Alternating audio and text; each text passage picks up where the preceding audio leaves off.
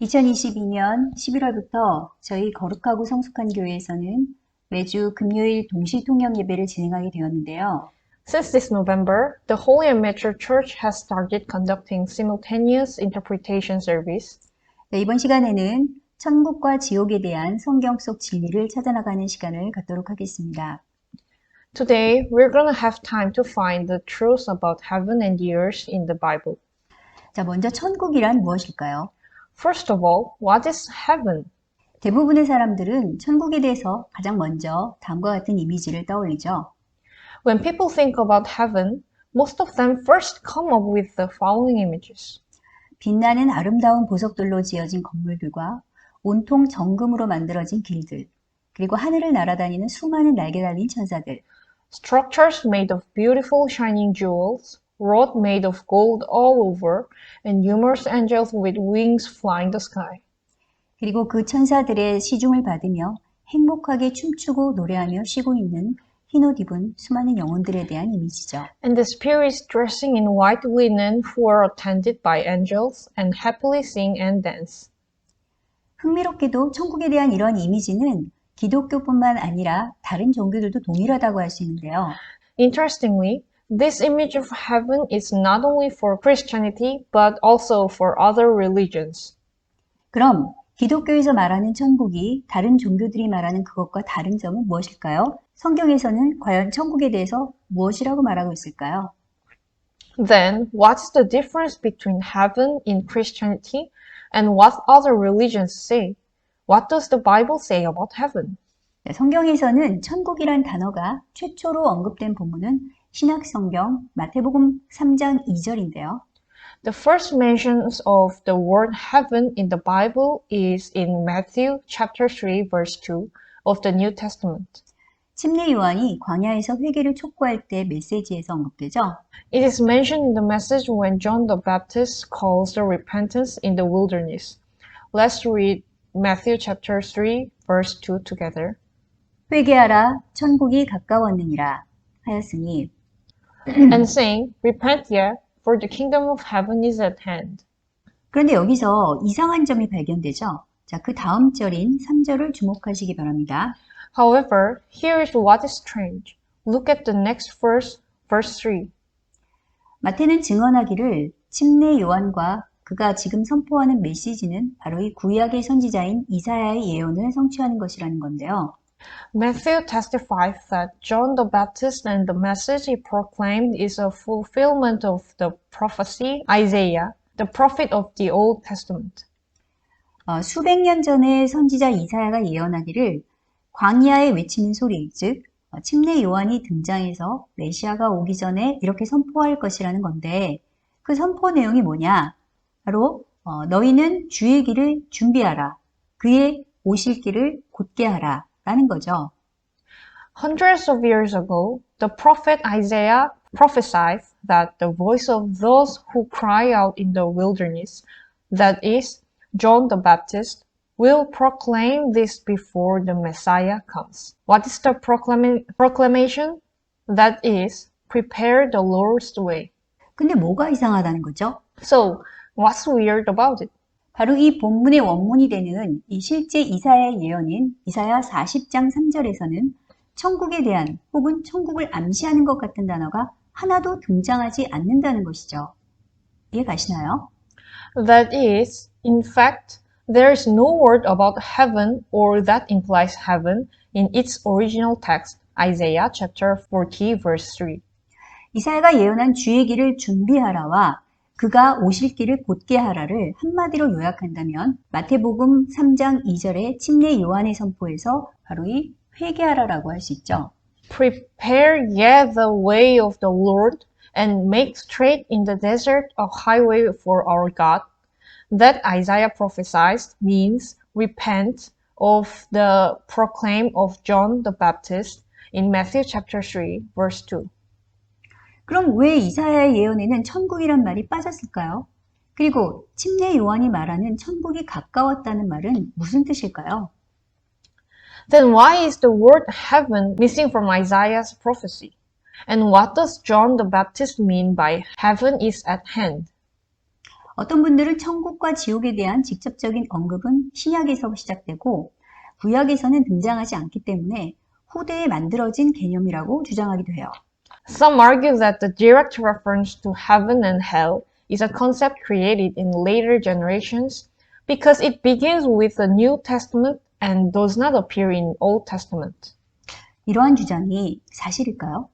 사실이 아니라면 왜 실제 구약에는 천국이란 단어가 등장하지 않는 걸까요? Is this claim true? If it is not, why the word heaven does not appear in the Old Testament? 헬라어로 천국을 바실레이아 톤 우라논이라고 하는데 실제 천국이란 단어는 신약에서만 37번 등장하죠. 그런데 그 중에서도 마태복음에서만 총 36번, 나머지는 디모데후서 4장 18절에서 딱 한 번 등장합니다.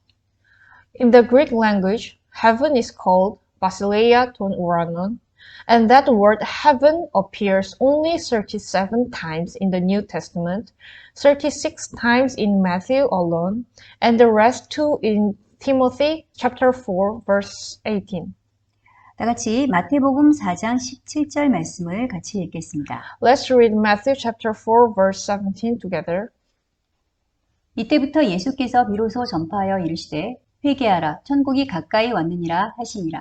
From that time Jesus began to preach and to say, Repent, for the kingdom of heaven is at hand. 이어서 이번에는 마가복음 1장 14절에서 15절까지 말씀을 읽겠습니다. Next, let's read Mark chapter 1 verse 14 to 15. 요한이 잡힌 후 예수께서 갈릴리에 오셔서 하나님의 복음을 전파하여 이르시되 때가 찼고 하나님의 나라가 가까이 왔으니 회개하고 복음을 믿으라 하시더라. Now after that John was put in prison, Jesus came into Galilee, preaching the gospel of the kingdom of God, and saying, The time is fulfilled, and the kingdom of God is at hand. Repent ye and believe the gospel. 자, 같은 내용인데 마태복음에서는 천국이라고 말하고 있고 마가복음에서는 하나님의 나라라고 말하고 있는 것을 볼 수 있습니다. Those are same passage, but Matthew wrote it as heaven, and Mark wrote it as the kingdom of God. 그럼 천국과 하나님의 나라 같은 것일까요? 다른 것일까요? Then is the word heaven and the kingdom of God the same, or is it different? 그리고 같은 것이라면 왜 마태를 제외한 다른 신약 성경에서는 대부분 천국이라는 단어 대신에 하나님의 나라라는 단어를 썼던 것일까요? If those are the same, why did most of the New Testament except Matthew use the word the kingdom of God instead of heaven? 물론 마태도 천국이란 단어만 사용한 것이 아니라 하나님의 나라라는 단어도 같이 사용했습니다. Of course, Matthew didn't just use the word heaven, he also used the word kingdom of God. 마태복음 19장 23절에서 24절까지 말씀을 같이 읽겠습니다. Let's read Matthew chapter 19, verse 23 to 24 together. 예수께서 제자들에게 이르시되 내가 진실로 너희에게 이르노니 부자는 천국에 들어가기가 어려우니라. 다시 너희에게 말하노니 낙타가 바늘귀로 들어가는 것이 부자가 하나님의 나라에 들어가는 것보다 쉬우니라 하시니. Then said Jesus unto his disciples, Verily I say unto you, that a rich man shall hardly enter into the kingdom of heaven. And again I say unto you, it is easier for a camel to go through the eye of a needle than for a rich man to enter into the kingdom of God. 하지만 이 천국이라는 단어가 마태복음에만 거의 집중되어서 사용되는 이유에 대해서 크게 두 종류의 설이 주장되고 있는데요. There are two main opinions about why the word heaven is used almost exclusively in Matthew. 자, 하나는 마태복음의 주제는 유대인의 왕으로 오신 메시아이기 때문에 마태가 유대인들이 기다려온 메시아 왕국, 즉 천년왕국을 강조하기 위한 표현으로 천국이란 단어를 집중적으로 사용했다는 주장이죠. One claim is that the theme of the Gospel of Matthew is the Messiah, who came as the King of the Jews. So Matthew used intensively the expression heaven to emphasize the Messiah's kingdom that Jews have been waiting for, which means millennial kingdom. 따라서 천국과 왕국은 비슷하지만 다르다고 보는 설입니다. So this claim sees heaven and the kingdom of God are similar but different. 다른 하나는 마태 자신도 천국과 하나님의 나라를 혼용해서 기록했다고 보고 천국과 하나님의 왕국은 사실은 똑같은 개념이다라고 보는 설이죠. Another one is that Matthew himself wrote a mixture of heaven and the kingdom of God, and heaven and the kingdom of God are in fact the same. 천국이나 하나님의 나라 외에도 신약에는 의인들의 영혼이 죽음 이후에 바로 가게 되는 곳을 가리키는 또 다른 용어들이 등장하는데요. In addition to heaven and the kingdom of God, there is another term in the New Testament that refers to the place where the spirits of the righteous go right after death. 하나는 이 아브라함의 품이라고 하는 단어이고 또 다른 하나는 이 낙원이라는 단어입니다. One is Abraham's bosom, and the other is paradise. 자, 이것은 정확하게 예수님이 십자가 사건을 기준으로 해서 순서가 정해지는데요. The order of this is precisely based on the crucifixion of Jesus. 니고데모의 복음이라는 외경 문서에 따르면 예수님의 십자가와 부활 사건 이전에 죽은 의인들의 영혼은 스올, 즉 음부라는 곳에서 따로 분리된 구역인 아브라함의 품이라는 곳에서 대기하고 있었다고 하죠. According to the apocryphal document named the Gospel of Nicodemus, the spirit of the righteous who died before Jesus' crucifixion and resurrection were waiting in Abraham's bosom, a separated area of Sheol. 자, 다 같이 누가복음 16장 22절 말씀을 같이 읽겠습니다. Let's read Luke chapter 16 verse 22. 이에 그 거지가 죽어 천사들에게 받들려 아브라함의 품에 들어가고 부자도 죽어 장사되매 And it came to pass that the beggar died and was carried by the angels into Abraham's bosom. The rich man also died and was buried. 이 말씀은 비유가 아니라 예수님께서 부자와 거지 나사로라는 실제 인물들이 죽은 다음에 일어났던 사건을 통해서 천국과 지옥에 대한 교훈을 가르쳐 주신 건데요. And this is not a parable. Jesus taught them a lesson about heaven and hell through the events that took place after the real people of the rich and the beggar named Lazarus died. 여기 거지 나사로는 죽은 후에 분명히 아브라함의 품에 들어갔다고 나오죠. It clearly states that Lazarus entered Abraham's bosom after his death. 자, 다음에 누가복음 23장 42절에서 43절까지 말씀을 읽겠습니다. Next, let's read Luke chapter 23, verse 42 to 43. 이르되 예수여 당신의 나라에 임하실 때에 나를 기억하소서 하니 예수께서 이르시되 내가 진실로 네게 이르노니 오늘 네가 나와 함께 낙원에 있으리라 하시니라. And he said unto Jesus, Lord, remember me when thou comest into thy kingdom.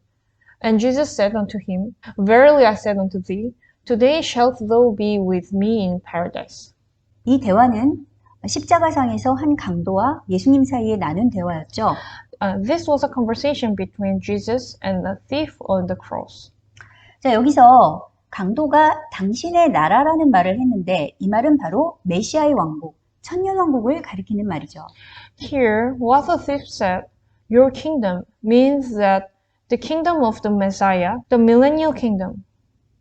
자, 이 강도는 처음에는 예수님을 메시아로 인정하지 않다가 마지막에 죽기 전에 예수님을 메시아로 믿게 된 거예요. He did not recognize Jesus as the Messiah at first, but at the end of his death, he believed Jesus as the Messiah.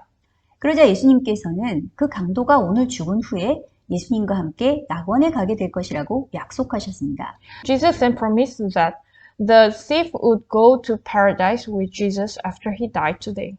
이 낙원은 예수님께서 십자가 대속을 이루시기 전까지는 아무도 들어갈 수 없었던 곳인데 이날 예수님께서는 아브라함의 품에서 기다리고 있던 많은 의인들의 영혼들과 함께 강도를 하늘의 낙원까지 데리고 올라가 주셨다는 거죠. And this paradise was a place where no one could enter until Jesus fulfilled the atonement of the cross. And on that day, Jesus carried the thief up to the heavenly paradise with the spirits of many righteous people who were waiting in Abraham's bosom. 자, 여기서 말하는 낙원이 바로 저와 여러분이 평소에 생각하는 천국의 모습과 같은 곳인데요. 고린도후서 12장 4절에 의하면 사도 바울도 이곳을 다녀온 적이 있다고 하죠.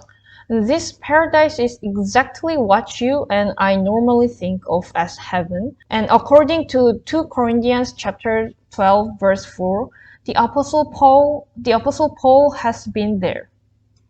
이 낙원에 대해서 묘사된 또 다른 본문인 요한계시록 2장 7절 말씀을 같이 읽겠습니다. Let's read another text that describes this paradise, Revelation chapter 2, verse 7. 귀 있는 자는 성령이 교회들에게 하시는 말씀을 들을지어다. 이기는 그에게는 내가 하나님의 낙원에 있는 생명나무 열매를 먹게 하리라. He that hath an ear, let him hear what the Spirit says unto the churches. To him that overcomes will I give to eat of the tree of life, which is in the midst of the paradise of God. 자, 이 하나님의 낙원에 생명나무가 있다는 말을 듣고 혹시 떠오르는 것 없나요? When you hear that there is a tree of life in this paradise of God, do you think of anything? 바로 하나님의 동산 에덴이죠. That is Eden, the garden of God. 다 같이 창세기 3장 23절에서 24절까지 말씀을 읽겠습니다. Let's read Genesis chapter 3, verse 23 to 24. 여호와 하나님이 에덴 동산에서 그를 내보내어 그의 근원이 된 땅을 갈게 하시니라. 이같이 하나님이 그 사람을 쫓아내시고 에덴 동산 동쪽에 그룹들과 두루 도는 불칼을 두어 생명나무의 길을 지키게 하시니라.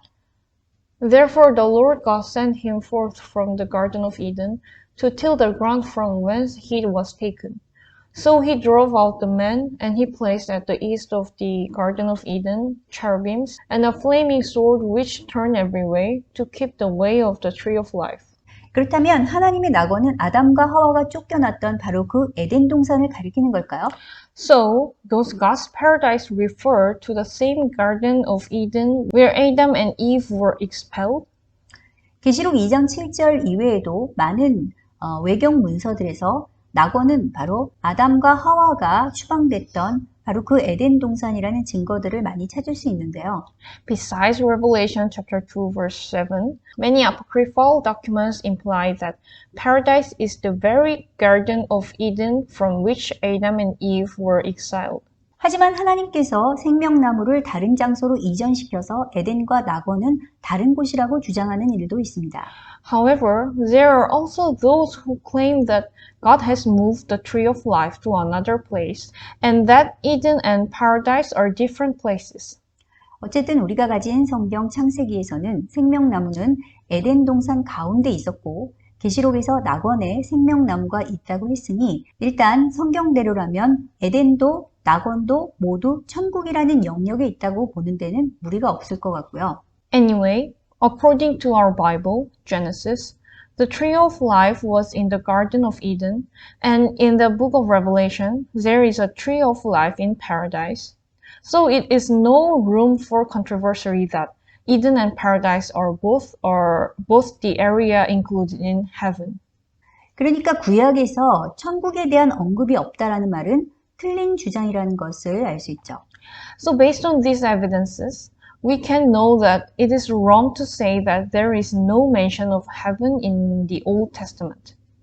자, 그러면 이것 말고도 구약에 등장하는 천국에 대한 또 다른 표현이 있을까요? Then what else is the expression of heaven in the Old Testament? 다 같이 이사야 65장 17절과 66장 22절 말씀을 같이 읽겠습니다. Let's read Isaiah chapter 64 verse 17 and chapter 66 verse 22 together.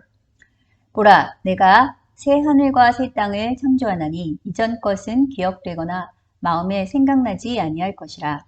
For behold, I create new heavens and a new earth, and the former shall not be remembered, nor come into mind. 내가 지을 새 하늘과 새 땅이 내 앞에 항상 있는 것 같이 너희 자손과 너희 이름이 항상 있으리라. 여호와의 말이니라. For as the new heavens and the new earth, which I will make, shall remain before me, saith the Lord, so shall you see it and your name remain. 예수님의 십자가 구속 사건이 있기 약 700년 전에 활동했던 선지자 이사야는 새 하늘과 새 땅이라는 용어를 최초로 사용했는데요. The prophet Isaiah, who was active about 700 years before Jesus' crucifixion, was the first to use the term new heavens and new earth. 자, 이 새 하늘과 새 땅이라는 단어는 신약에서도 사도 베드로와 사도 요한에 의해서도 2번 언급되죠. These new heavens and the new earth are also mentioned twice in the New Testament by the Apostle Peter and the Apostle John. 하지만 요한계시록에 등장하는 새하늘과 새 땅은 이사야가 본 새하늘과 새 땅과는 완전히 똑같다고는 할 수 없는데요. However, the new heavens and the new earth appearing in the book of Revelation are not exactly the same as the new heaven and the new earth seen by Isaiah. 자, 그 이유는 이사야 65장 20절에서 이사야가 본 새하늘과 새 땅에는 분명히 죽음과 저주가 아직 있고, 그리고 66장 23절에 의하면 매월 월삭과 안식일을 지킬 것이라고 예언하고 있기 때문이죠. The reason is that, according to Isaiah chapter 65, verse 20, there is still death and curse in the new heavens and new earth.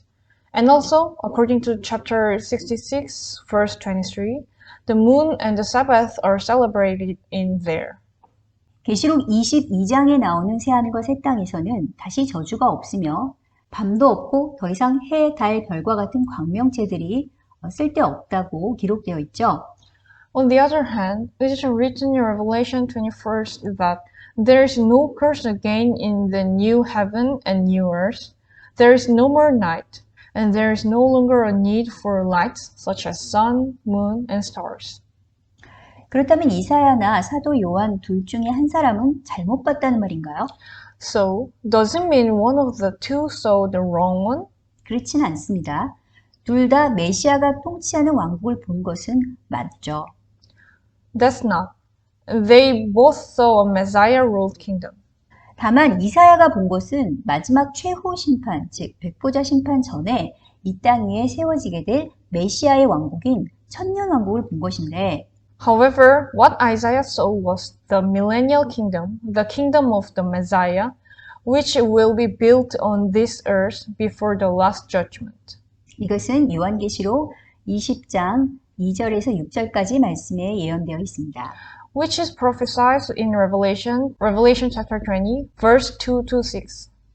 천년왕국은 메시아가 왕이 되어서 온 땅을 통치하는 왕국인데, 유대인들은 이때 이스라엘이 전 세계의 중심 국가가 되고 제사장 나라가 될 것이라는 하나님의 약속 때문에 이 천년왕국을 새하늘과 새 땅이 열리는 시대로 믿고 기다려왔던 것이죠. The millennium or millennial kingdom is the kingdom that the Messiah ruled over the whole land.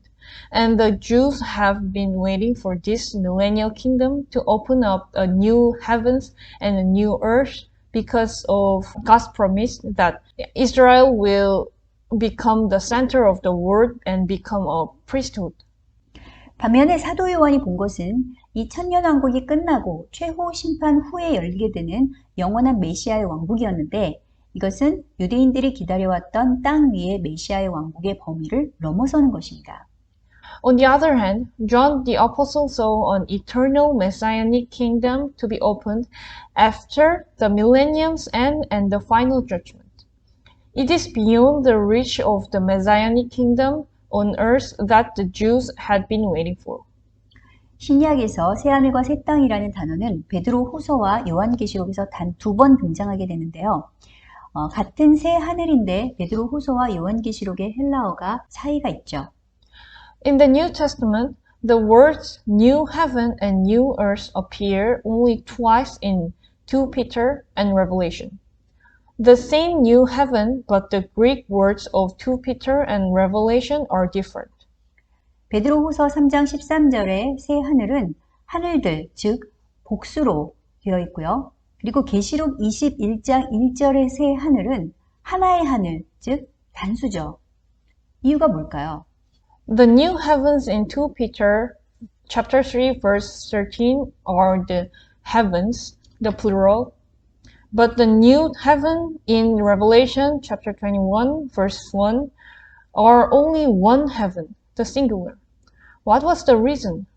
이사야와 사도 베드로가 언급한 새하늘과 새 땅에는 이사야와 과거 유대인들이 기대해왔던 천년왕국이 포함되지만, The reason is that the new heavens and new earth mentioned by Isaiah and the Apostle Peter include the millennial kingdom that Isaiah and the Jews had hoped for in the past. 사도 요한이 본 새 하늘은 이전에 존재했던 처음 하늘들이 다 없어진 하나의 새 하늘로 천년 왕국도 이미 지나간 후에 가장 마지막 최종적인 단계로 완성된 메시아 왕국의 하늘이기 때문이죠. But the new heaven seen by John the Apostle is a new heaven in which the first heavens that existed before are gone.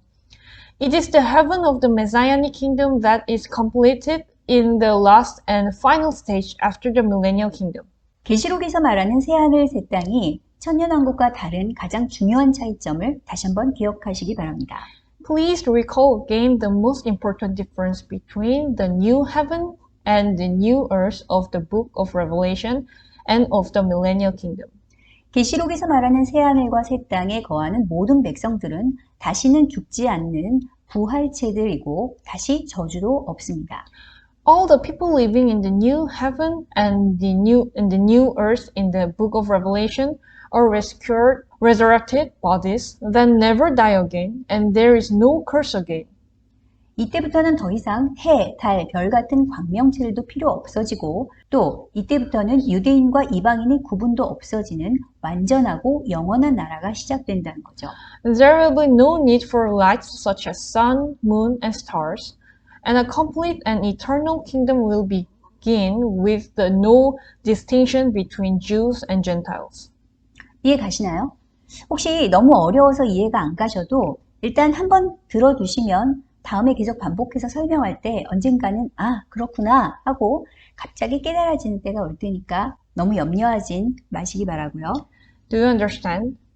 If you do not understand it because it is too difficult, please do not worry too much because once you listen to it, you will be reminded of it someday when I explain it over and over again. 지금은 그냥 순서 정도만 이해하셔도 괜찮습니다. It's okay to just get the sequence. 아, 그냥 천국은 좋은 곳, 지옥은 절대 가서는 안 되는 나쁜 곳. 그렇게만 기억하면 되지 뭐가 그렇게 복잡하고 어려워요? 천국도 한두 개가 아니란 말이잖아요. 이렇게 질문하시는 분들도 계실 거예요. I'm sure some of you are asking me this. Oh, we can't just remember that heaven is a good place, hell is a bad place to never go. Why is so complicated and difficult? Heaven is not only one or two, isn't it? 그런데 여러분, 예수님께서 이 세상의 종말이 언제 온다고 말씀하셨는지 기억하시나요? By the way, folks, do you remember when the end of the world is coming that Jesus said? 적그리스도의 미혹도 아니고 전쟁도 아니고 기근이나 지진도 아니고 전염병도 아니고 그럼 언제 끝난다고 하셨죠? Not the delusion of the Antichrist, not the war, not the famine, or the earthquake, not the plague. Then when did he say it would end? 다 같이 마태복음 24장 14절 말씀을 같이 읽겠습니다. Let's read Matthew chapter 24, verse 14 together. 이 천국 복음이 이 모든 민족에게 증언되기 위하여 온 세상에 전파되리니 그제야 끝이 오리라. And this gospel of the kingdom shall be preached in all the world for a witness unto all nations, and then shall the end come. 자, 그러면 이제 우리가 이 천국이 뭔지에 대해서 이해하는 것이 얼마나 중요한지 아시겠죠? So now we can see how important it is for us to understand what this heaven is. 자, 그런데 여기 한글 성경에는 천국 복음이라고 나오는데요. 영어 성경을 보시면은 왕국 복음이라고 나와요. But here in the Korean Bible, it says the gospel of heaven. But if you look at the English Bible, it says the gospel of the kingdom. 왜 그냥 하늘나라라고 하지 않고 왕국이라고만 했을까요? 여기서 왕국은 메시아가 통치하는 나라, 즉 메시아 왕국을 가리키는데요. Why did Jesus just say kingdom instead of heaven? Here, the kingdom refers to the kingdom of the Messiah kingdom. 복음이란 단어는 좋은 소식이라는 뜻도 있지만 비밀, 계시라는 뜻도 있어요. The word gospel means good news, but it also means secret revelation. 그러니까 곧 이 세상에 임할 메시아의 왕국에 대한 비밀 또는 계시가 온 세상 모든 민족에게 전파될 때 이 세상에 종말이 온다는 말씀이죠. So it means when the secret of revelation of the Messiah kingdom to come to this world is spread to all the peoples over the world, and end of the world will come. 단순한 하늘나라만을 말하는 게 아니고요. It doesn't mean that it only applied to the heavenly realm. 그럼 마태가 말한 이 메시아의 왕국과 다른 제자들이 말한 하나님 나라와 우리가 바라보고 기다리는 하늘나라의 관계는 어떤 관계가 있을까요? Then, what is the relationship between this Messianic kingdom that Matthew wrote and the kingdom of God that the other disciples wrote and the kingdom of heaven that we look forward to? 사실 이것은 모두 다 천국 또는 하나님의 나라라는 큰 범위 안에 있는 같은 개념의 다른 명칭들이라고 할 수 있는데요. 지금 보시고 계신 것은 신구약을 통틀어서 이것을 정리한 도표입니다. 이해 가시나요? In fact, there are all kind of different names of the same concept within the larger scope of heaven or the kingdom of God. This is a categorized chart of all of those from the Old and New Testament. Do you understand? 다시 한번 정리하면 아담과 하와가 쫓겨났던 에덴 동산도, 또 거지 나사로가 죽은 후 들어갔던 아브라함의 품도, 또 사도 바울이 체험했던 셋째 하늘의 낙원도 모두가 다 하늘나라, 즉 하나님의 왕국에 속한 것이라는 거죠. To sum up, the Garden of Eden, where Adam and Eve were cast out, the bosom of Abraham after the death of Lazarus, and the third heavenly paradise experienced by the Apostle Paul, all belong to the kingdom of heaven, the kingdom of God. 그런데 이곳은 모두 우리가 지금 현재의 육체 상태로는 갈 수가 없는 죽어서만 갈 수 있는 곳이고요. But this is all a place where we cannot go to the present physical state, where we can go after dying. 그럼 이 땅에서 육체 상태의 인간이 경험할 수 있는 하나님 나라는 무엇일까요? Then what is the kingdom of God that can be experienced by human beings in the state of the flesh on the earth? 첫 번째로 과거 이 땅에 임한 하나님 나라의 모형으로 주어졌던 구약의 이스라엘 왕국, 즉 다윗 왕국이 있었고요. First of all, there was the Old Testament kingdom of Israel, which was the model of the kingdom of God that came to this land in the past. 그러나 멸망한 상태고, But it was destroyed. 두 번째로 예수님의 십자가 부활 사건 이후에 보내주신 성령으로 인해서 성도 안에 임하게 되는 하나님의 왕국이 있죠. Second is the kingdom of God that came into the saints by the Holy Spirit sent after Jesus' crucifixion. 세 번째는 첫째 부활에 참여하게 된 성도들이 재림하신 그리스도와 함께 천년 동안 지상을 다스리게 되는 메시아의 왕국, 즉 천년 왕국이 있습니다. The third is the Messianic kingdom, the millennial kingdom, in which the saints who participated in the first resurrection will rule the earth for 1,000 years with the second coming Christ. 마지막으로 천년 왕국이 끝나고 최후 백보자 심판도 끝나면 처음 하늘들과 처음 땅들이 모두 없어진 후 완전하고 영원한 최종적인 하나님 나라 왕국인 새하늘과 새 땅, 새 예루살렘 성 시대가 열리게 되는 거죠. Finally, when the millennial kingdom ends and the final judgment ends, after the first heavens and the first earth are gone, the new heaven and the new earth, the perfect and eternal final kingdom of God, the new Jerusalem, will be opened. 결국 이 모든 개념들은 다 하나님 나라 안에 속한 것으로 하나님 나라의 성장 혹은 확장에 대한 개념들이라고 할 수 있을 것 같습니다. So eventually, all these concepts belong to the kingdom of God, and they can be said to be concepts of the growth or expansion of the kingdom of God. 성경은 바로 에덴 동산에서 추방된 인류가 어떻게 하면 다시 이 하나님 나라에 들어갈 수 있는가에 대한 해답으로 하나님께서 주신 안내서라고 할 수 있는데요. The Bible is God's guide to how mankind, banished from the Garden of Eden, can enter the kingdom of God again. 사람이 하나님의 왕국 또는 천국, 하늘 왕국에 들어가는 것을 성경은 한 단어로 구원 또는 영생이라고 말씀하고 있죠.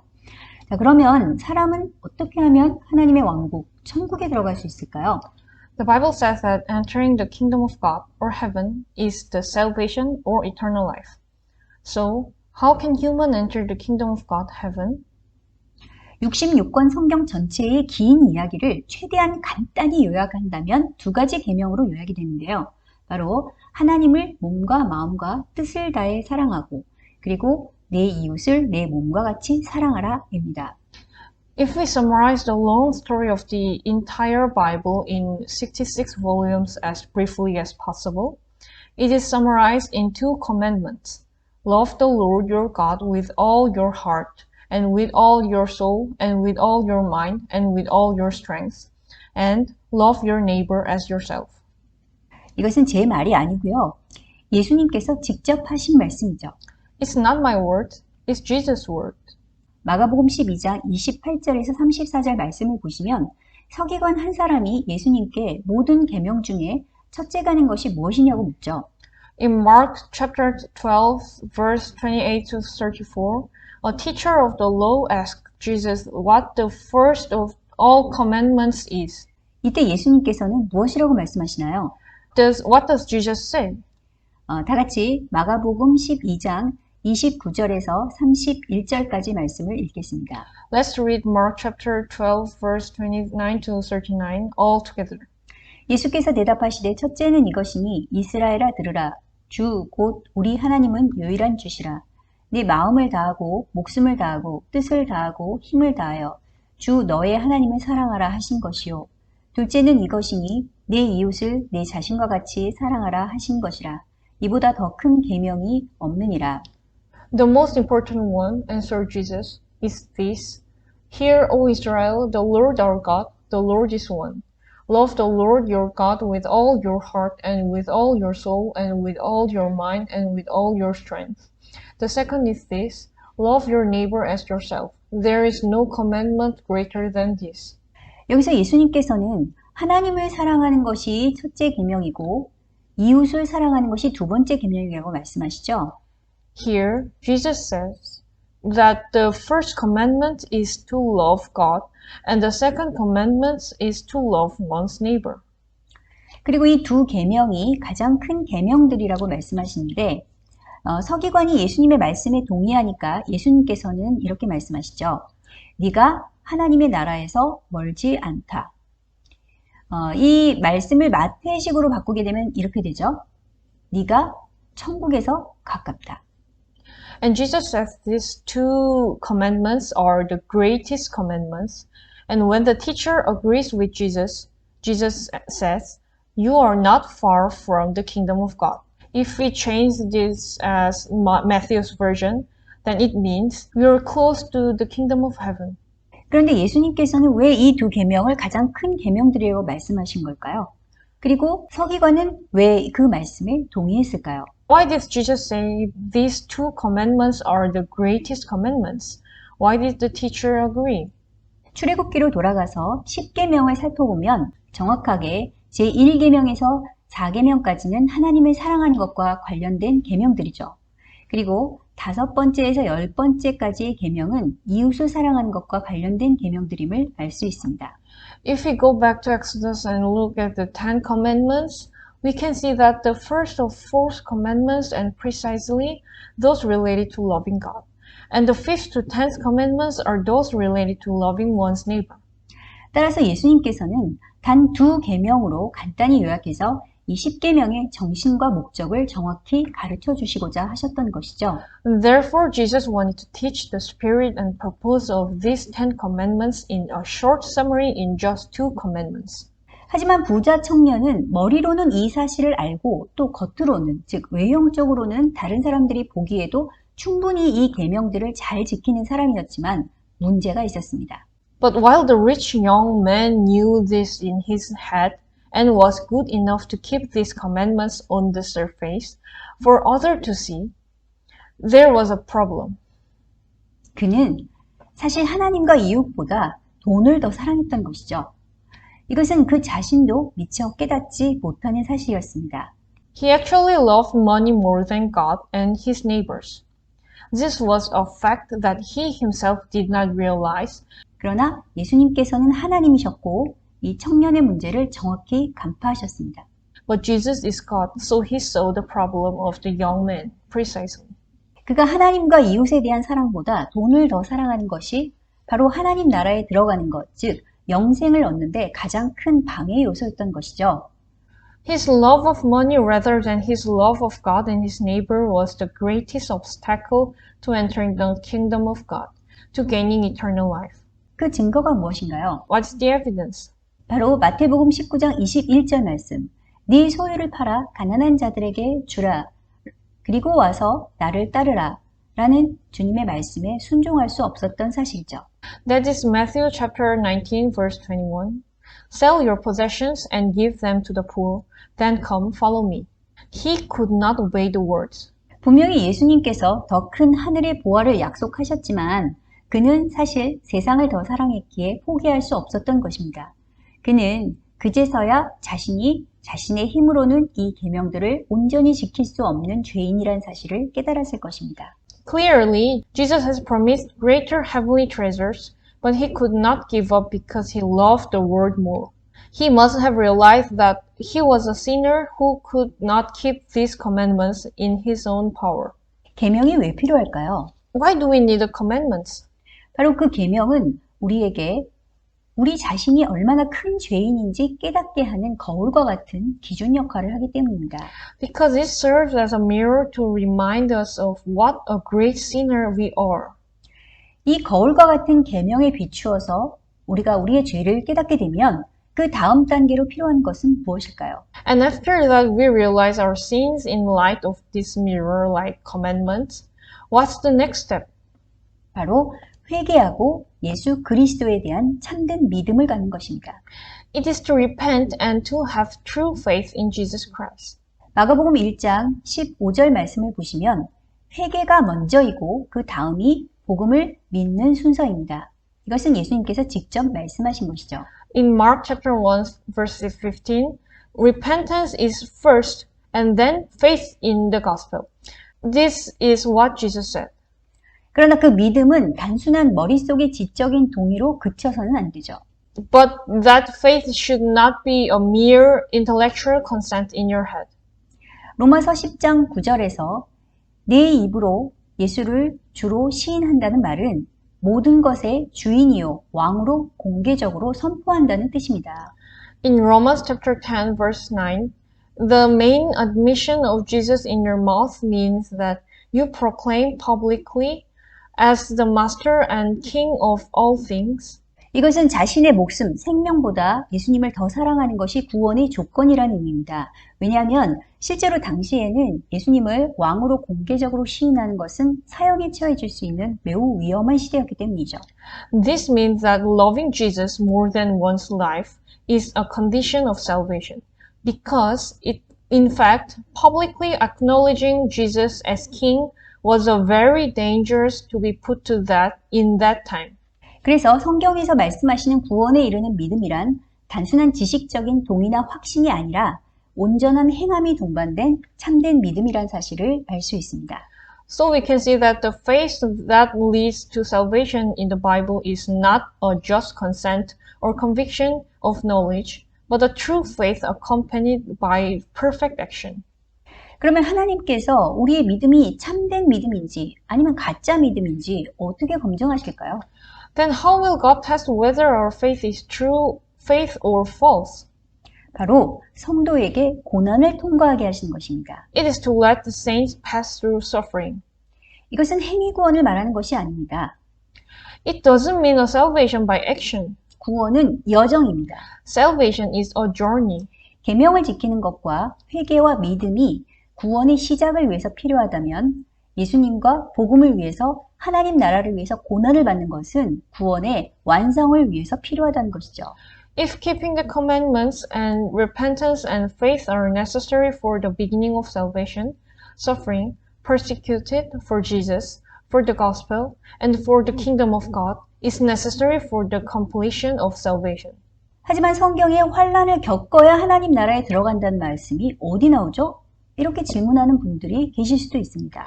However, there may be people who ask, where does the Bible say that you have to go through tribulation to enter the kingdom of God? 다 같이 사도행전 14장 22절 말씀을 읽겠습니다. Let's read Acts chapter 14, verse 22 together.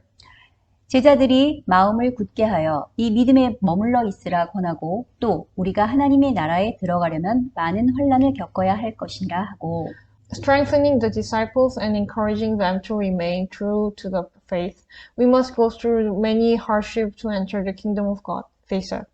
이 말씀은 이고니온에서 사도 바울이 바나바와 복음을 전하다가 핍박으로 돌에 맞아서 죽을 뻔한 그 사건 후에 제자들과 헤어지면서 했던 마지막 인사였죠. This verse was the last greeting that the Apostle Paul said in Iconium when he said goodbye with his disciples after an incident in which he preached the gospel with Barnabas and was almost died by being stoned.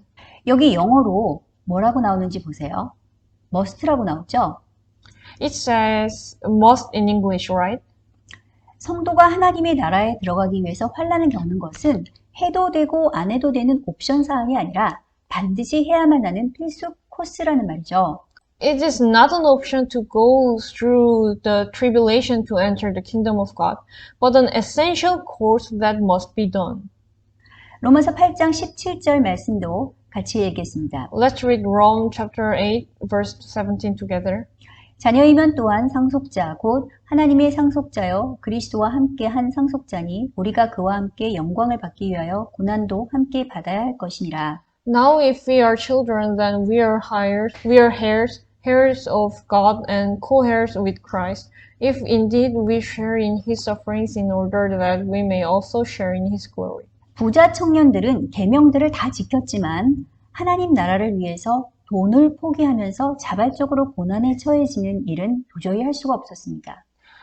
The rich man kept all the commandments, but he could not give up his money for the kingdom of God and voluntarily persecuted.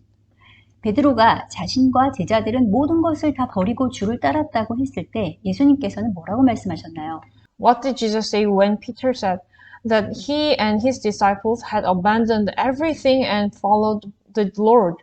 다 같이 마가복음 10장 29절에서 30절까지 말씀을 읽겠습니다. Let's read Mark chapter 10, verse 29 to 30. 예수께서 이르시되 내가 진실로 너희에게 이르노니 나와 복음을 위하여 집이나 형제나 자매나 어머니나 아버지나 자식이나 전토를 벌인 자는 현세에 있어 집과 형제와 자매와 어머니와 자식과 전토를 100배나 받되 박해를 겸하여 받고 내세에 영생을 받지 못할 자가 없느니라. I tell you the truth, Jesus replied. No one who has left home or brothers or sisters or mother or father or children or fields for me and the gospel will fail to receive 100 times as much in this present age, homes, brothers, sisters, mothers, children, and fields, and with them persecutions, and in the age to come eternal life. 여기 분명히 박해를 겸하여 받고 영생을 받지 못할 자가 없다고 했죠? Jesus said that there is no one who cannot receive eternal life with persecution. 하지만 여기서 현세에도 집이나 형제나 자매나 어머니나 전토를 100배나 받는다고 했는데 그럼 이건 환난이 아니잖아요. 이렇게 질문하시는 분들도 계실 것입니다. But here, at the same time, it says that they will receive 100 times the house, brothers, sisters, mothers, children, and the whole earth in this world. Then it is not tribulation. There might be someone who asks like this. 그렇다면 이 말씀은 무슨 뜻일까요? Then what does this mean? 현세에서 어머니는 누구나 단 한 분뿐이죠. There is only one mother in this world. 그런데 어머니가 100배나 되는 일이 가능할까요? But is it possible for a mother to be 100 times as many? 다 같이 마태복음 12장 50절 말씀을 읽겠습니다. Let's read Matthew chapter 12 verse 50 together. 누구든지 하늘에 계신 내 아버지의 뜻대로 하는 자가 내 형제요, 자매요, 어머니니라 하시더라. For whoever does the will of my Father in heaven is my brother and sister and mother.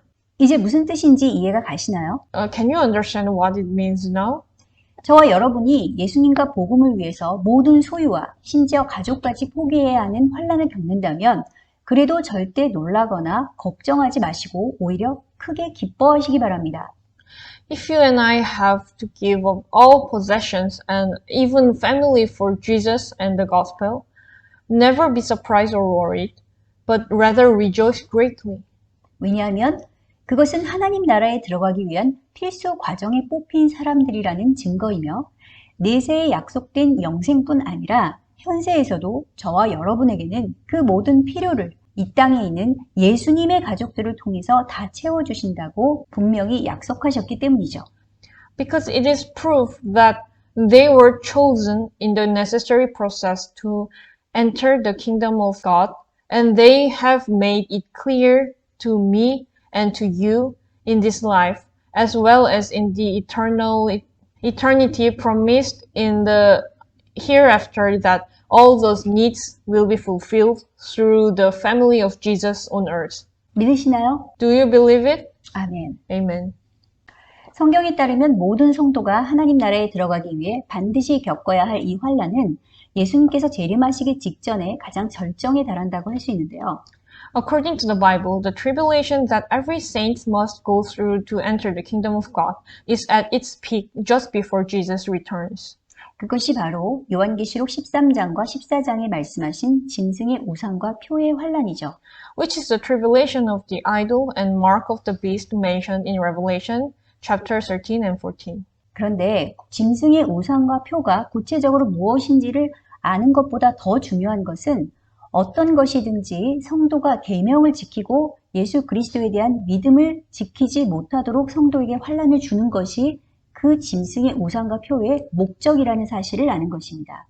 What is more important than knowing what the idols and mark of the beast are in detail is knowing that the purpose of that is to tribulate the saints so that the saints can't keep faith in Jesus Christ. 즉 마지막 때 환난의 목적은 성도가 배교하게 해서 결국 하나님 나라에 들어가지 못하도록 하는 데 있다는 것이죠. In other words, the purpose of the tribulation at the end is to let the saints apostate and eventually not enter the kingdom of God. 만일 자신의 육체의 목숨과 그것을 유지하기 위한 경제활동, 돈을 하나님의 계명과 예수님에 대한 믿음을 지키는 것보다 더 소중히 여긴다면 우리는 구원은 시작되었지만 완성된 구원의 영광에는 마침내 들어갈 수 없다는 성경의 경고를 잊지 마시기 바랍니다. If we value our physical life and the economic activities and money to sustain our life more than we value God's commandments and faith in Jesus, we must not forget the Bible's warning that salvation has begun, but we cannot finally enter the glory of completed salvation in that state. 하나님 나라에 들어가는 자들을 가리켜서 성경은 한 단어로 성도라고 부르고 있죠. The Bible refers to those who enter the kingdom of God in one word as saints. 여기에는 마지막 때의 성도들뿐만이 아니고 과거 역사 속 구약과 신약 시대 모든 성도들과 또 유대인 성도들과 이방인 성도들이 다 포함이 됩니다. This includes not only the saints at the end, but all the saints of the Old and New Testament times in past history, as well as Jewish saints and Gentile saints. 성경에서 말하는 성도의 정의를 잘 기억하시기 바랍니다. 성도들은 어떤 사람들이라고 정의하고 있죠? I want you to remember the definition of the saints in the Bible. What kind of people does the Bible define as saints? 다 같이 요한계시록 14장 12절 말씀을 읽겠습니다. Let's read Revelation chapter 14, verse 12 together. 성도들의 인내가 여기 있나니 그들은 하나님의 계명과 예수에 대한 믿음을 지키는 자니라. This calls for patient endurance on the part of the saints who obey God's commandments and remain faithful to Jesus. 그렇습니다. 성도는 하나님의 계명을 지키고 예수에 대한 믿음을 지키는 자입니다. Right. The saints are those who keep the commandments of God and keep faith in Jesus. 그런데 그 계명을 지키고 그 믿음을 지키는 것이 진실한 것인지 혹은 거짓된 것인지는 환난을 겪을 때 끝까지 그가 인내하는가 그렇지 않은가로 검증하고 인내하는 자들만 하나님 나라에 들어가게 된다는 것이 성경의 결론이란 말이죠. However, It can be seen through the tribulation whether the obeying God's commandments and faith to Jesus are true or false. The Bible concludes that in times of tribulation, whether they endure to the end or not is a verification, and only those who endure will enter the kingdom of God. 우리에겐 이미 약속된 하나님의 나라가 있습니다. We already have the promised kingdom of God. 우리의 구원의 여정은 이미 시작되었습니다. Our journey of salvation has already begun. 그러나 그 여정을 끝까지 완주해서 마침내 하나님의 나라에 들어갈 때까지는 우리에게 많은 환난과 인내가 요구된다고 말씀하고 계시는 성경의 교훈들을 꼭 기억하시길 바랍니다. However, I want you to remember the Bible's lesson that says we need a lot of hardship and perseverance until we reach the end of our journey and finally enter the kingdom of God. 성경에서의 소망은 이 세상에 대한 소망이 아닙니다. Hope in the Bible is not a wish for the world. 그것은 한마디로 영원히 썩지 않는 몸, 즉 천국의 상속자가 되는 부활체가 되는 것, 부활체를 입는 것, 한마디로 구원의 최종 완성에 대한 소망을 의미하는 것이죠. It is, in short, a wish for the final perfection of salvation, a body that is eternally incorruptible, a resurrection body that is inheritor of heaven. 이것이 바로 성도가 환난 중에도 즐거워할 수 있는 진정한 이유입니다. This is the reason why saints can rejoice even during tribulation. 많은 환난들이 없이는 성도의 완전한 구원에 대한 소망이 결코 이루어질 수 없습니다. Without many tribulations, the saints' desire for complete salvation can never be fulfilled. 왜냐하면 환난을 통해 인내를, 그리고 인내를 통해 연단을, 그리고 연단을 통해 소망이 성취되기 때문입니다. Because we know that suffering produces perseverance, character, and character, hope. 기도하겠습니다. Let's pray.